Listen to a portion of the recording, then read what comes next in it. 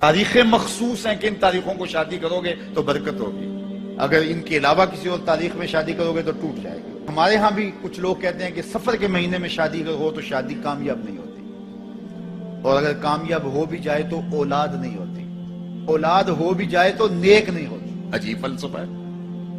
سیدہ فاطمہ تو زہرا رضی اللہ تعالی عنہا کی شادی حضرت سیدنا علی المرتضیٰ رضی اللہ تعالی عنہ سے سفر کے مہینے میں ہوئی۔ مجھے بتاؤ ایسی کامیاب شادی بھی کوئی ہو سکتی ہے، اور ایسا اچھا جوڑا بھی کوئی ہو سکتا ہے؟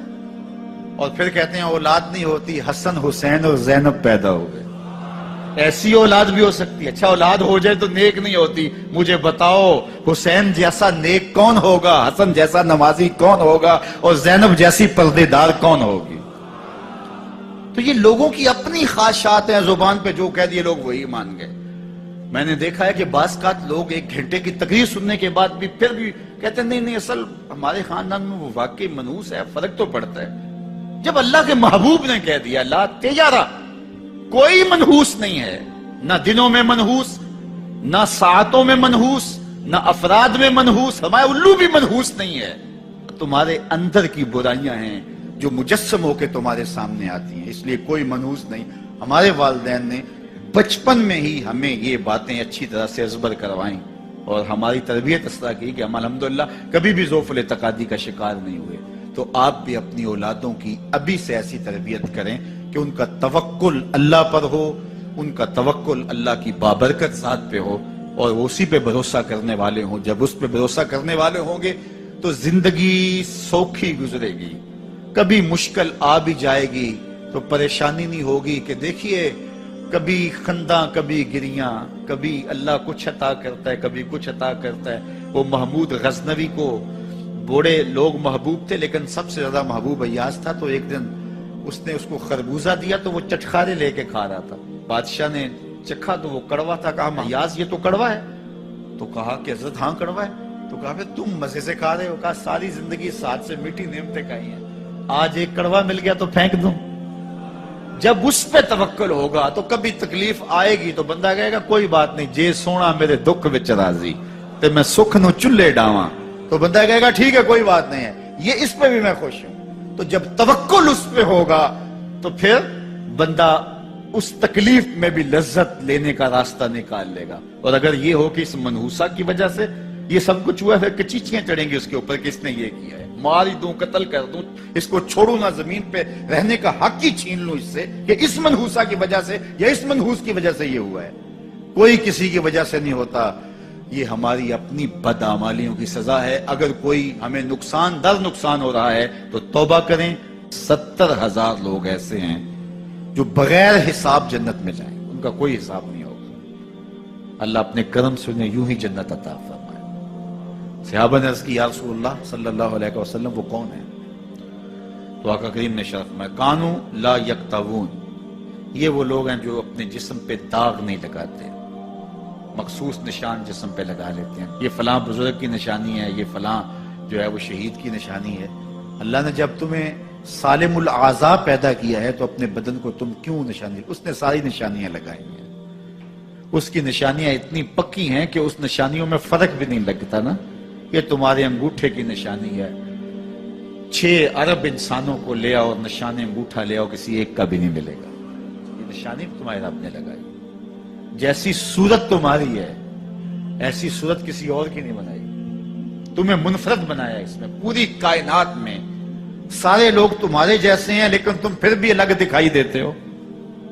سب کی 2 آنکھیں، سب کا ناک، سب کے ہونٹ، سب کا رنگ ملتا جلتا، لیکن سب کی شکلیں الگ ہیں۔ یہ زید ہے، یہ بکر ہے، یہ عمر ہے، یہ آس ہے، یہ فلاں ہے۔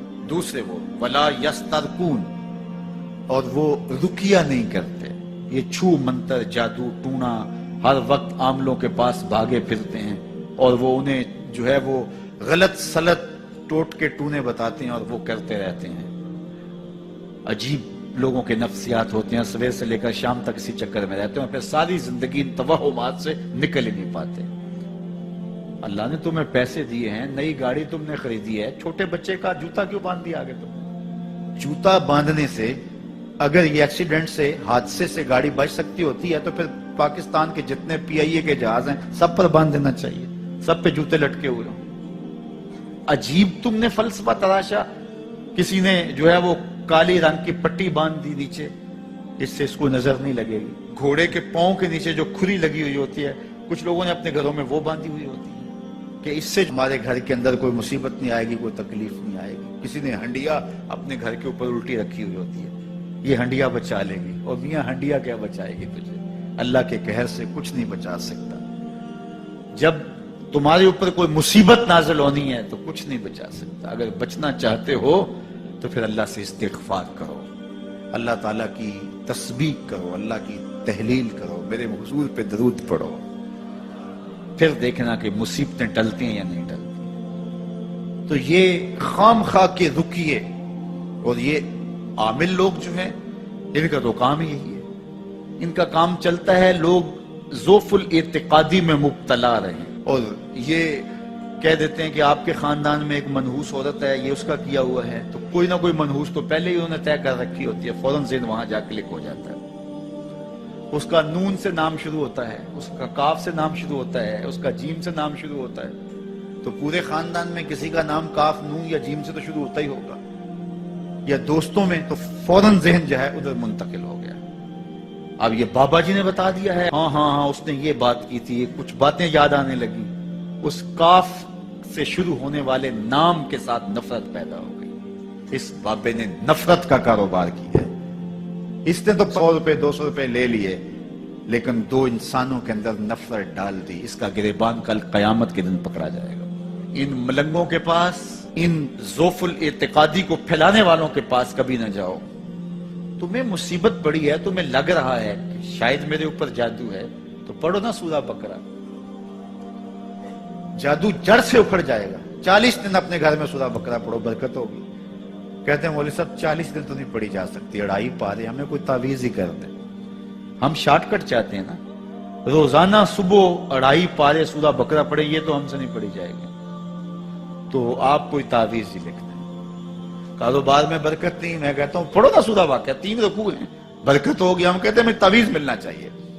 بس وہ ہم گلے میں رکھ لیں، بٹوے میں رکھ لیں، پرس میں رکھ لیں، اور ہمارا کام ہو جائے. ہمیں کچھ بھی نہ پڑھنا پڑے، ہمیں وضو تک نہ کرنا پڑے، نماز نہ پڑھنی پڑے، اور برکت ہو جائے. ایسے برکت تو نہیں آتی. بیٹے کی شادی کی، بہو گھر لائے، ابھی 2 دن نہیں گزرے تھے، کاروبار میں نقصان ہو گیا، یا گھر کا کوئی فرد فوت ہو گیا، یا کوئی جانور مر گیا. تو کہا کہ یہ منحوسہ آئی ہے تو ہمارا یہ نقصان ہو گیا.